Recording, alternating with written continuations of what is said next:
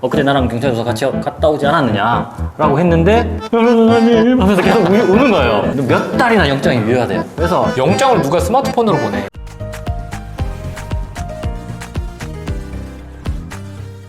최근에 저랑 김 변호사님이랑 맞습니다. 같이 이제 어떤 일을 하고 있을 때 맞습니다. 제가 경험했던 되게 재밌는 일이 있었잖아요. 회의를 하고 있는 중간이었는데 기존에 이제 형사사건 의뢰인 분이 전화가 오셨어요.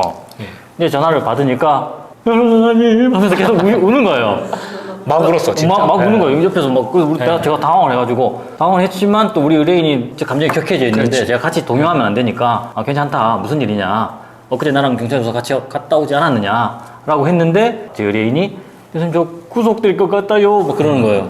그러면서 구속영장이 신청됐다는 거예요. 근데 제가 맡았던 사건이 구속이 될 사건이 아니었어요. 그렇죠. 이제 저도 그 얘기를 듣자마자 김 변호사님 그 건은 구속영장 나올 사건이 아닌데. 맞습니다. 그리고 네. 혐의를 인정하고 다 그쵸. 이제 양형에 집중하고 있는 사건이어서 느낌상 보이스피싱 같은 거예요. 네. 그래서 혹시나 보이스피싱일 수 있다. 그 영장 그래서 나한테 하나 줘봐라. 심지어 영장을 네. 스마트폰으로 받았다는 거죠. 맞아요. 네. 그래서 이제 그때부터 우리가 이상하게 네, 생각했지. 이거는 피싱. 영장을 누가 스마트폰으로 보내? 그래서 지금 이제 받아봤는데 보면 이름하고 주민번호, 계좌까지 명확하게 다 나와 있어요. 이 사람 거. 그런데 사건 번호가 202 조사 74035.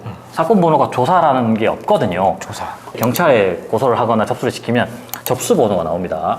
그게 경찰에서 검찰로 넘어가면 형제 번호가 나와요. 2022년 사건이면 2022 형제 몇 호 이렇게 나옵니다. 그리고 나서 법원으로 넘어가면 뭐 2022 고단, 고합, 그렇죠. 뭐 고약 이런 식으로 나옵니다. 그래서 고단은 판사가 한 명인 단독 사건, 네네. 고합은 판사가 3명인 합의 사건, 맞습니다. 고약은 약식 명령이 넘어온 사건, 맞습니다. 고약에서 고정. 이렇게 되는 고정은 거죠. 그 약식 명령이 정식 정식 재판이 재판으로. 됐을 때 이제 고정 사건. 안에 내용을 보니까 너무 말이 안 되는 내용이 너무 많았고 당시에 보니까 검찰총장이 이분도 아니었어요. 그죠? 그래서 너무 이게 말이 안 된다. 이 영장이 심지어 올해 말까지 유효하대. 너무 오래. 몇 달이나 영장이 유효하대요. 그래서 이거는 말이 안 되니까 보이스피싱이가 차단하고 대응하지 말아라 라고 했던 사건이 있는데 근데 그 피의자 입장에서는 내가 실제로 경찰 조사를 받고 혐의를 받고 있는 사안이니까 덜컥 너무 겁이 났던 거예요. 그래서 만약에 변호사가 없었으면 계좌를 보내달라고 했거나 뭐 합의를 요청하거나 라고 진행이 됐었겠죠. 그러면 겁먹어서 쭉 진행했겠죠. 그러니까 이게 되게 특이한 건 게 이렇게 구속영장이라고 보내면 여기에 이제 죄명이 적혀 있잖아요. 네. 뭐 성범죄 특별법 뭐 이렇게 적혀 있어. 그러면 나는 이런 걸로 구속될 일이 없는데 이상하다. 이거 뭐 잘못 온 것 같은데 라고 전화를 하겠죠. 네네네. 그러면 이제 전화를 통해서 연결되면 이제 막 속이고 이렇게 맞습니다. 하겠죠. 본인 아니세요? 그러면은 뭔가 문제가 생긴 것 같은데 이거 대응하셔야겠다 이러면서 계속 뭐 하겠죠. 근데 이제 김 변호사님 의뢰인은 하필이면 이 여기 적혀 있는 죄명과 약간 관련 있는 걸로 맞습니다. 이미 수사를 받고 있어. 맞습니다. 그러니까 생각지도 않게 방향이 바뀐 거죠. 그게 되게 특이하게 맞습니다. 전개가 됐던 건데 예, 예. 하여튼간 이렇게 구속영장을 스마트폰으로 보내가지고 갑자기 구속될 수도 있으니까 조심하시라. 뭐 이런 것들은 없다고 생각하시면 될 것 네네. 같습니다. 그 사건 이제 얼마 전에 공판까지 끝나가지고 잘 마무리됐습니다. 자, 그러면 이번에는 스마트폰 메시지로 속개되는 네, 대표적인 유형인 자식 사칭에 대해서 이야기를 해보려고 해요. 이제 자녀를 사칭한 스미싱이라고 할 수 네, 있는데요.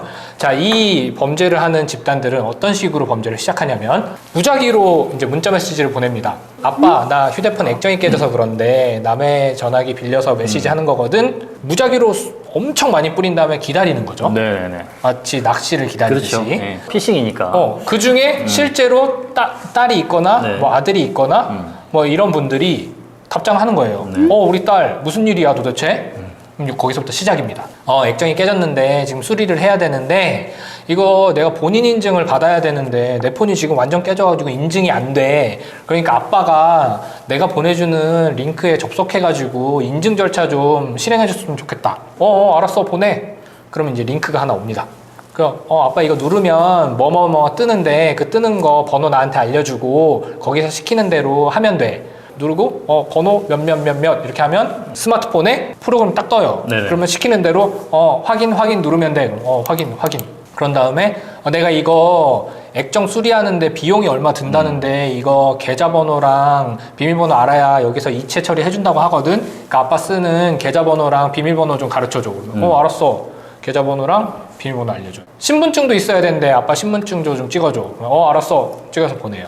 그리고 아까 그 말했던 설치는 이제 악성 코드인 거죠. 그래서 계좌 정보 다 줬고 개인 정보 다 줬고 스마트폰은 마음대로 이제 움직일 수 있고 하니까 그때부터 이제 내 계좌에서 계속 돈이 빠져나가는. 직접 내 스마트폰을 이제 작동해서 그렇죠. 계좌 이체를 스스로 다 하는 거예요. 네.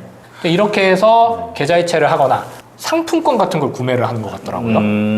인증 코드를 자기네가 받는 거죠. 네. 그 폰으로. 이렇게 해서 뭐 수백, 수천만 원을 빼가는 거예요. 스마트폰 가지고 네. 사기당하는 일.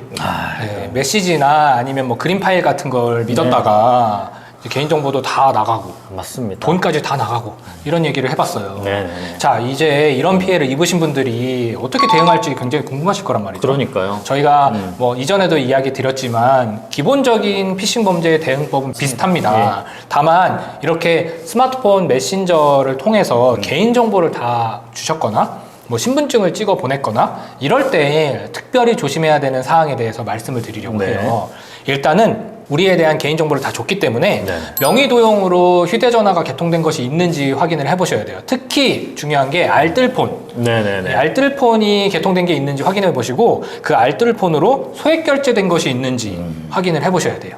그리고 신분증을 일단 찍어서 보냈기 때문에 네네. 그 신분증은 이제 분실 신고를 하시고 재발급을 받으시는 그렇게. 것이 좋고요. 그다음에 카드 같은 경우에도 네네. 카드를 사진으로 찍어서 보내셨으면 네네. 그 카드 번호랑 이런 게 다 노출이 됐기 때문에 그렇죠. 카드도 분실 신고하시고 재발급을 받으시는 것이 좋습니다. 또 한 가지는 본인 명의로 계좌 개설이 돼서 또 네. 범죄에 이용되거나 할 수도 있거든요.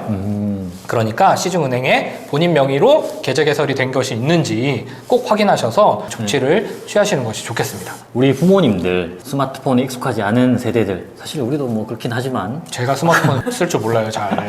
자식들의 입장에서는 부모님께 자주 전화드리면서 미리 교육을 좀 시켜드려야 될 것 같고 부모님들 입장에서도 이런 것들이 왔을 때 일단 자식한테 전화 통화 해보시고 확인 후에 이렇게 진행을 해야 미연에 예방할 수 있겠죠. 제가 그래서 요새 느끼는 건데 변협에서도 문자 메시지 같은 거 오잖아요. 맞습니다.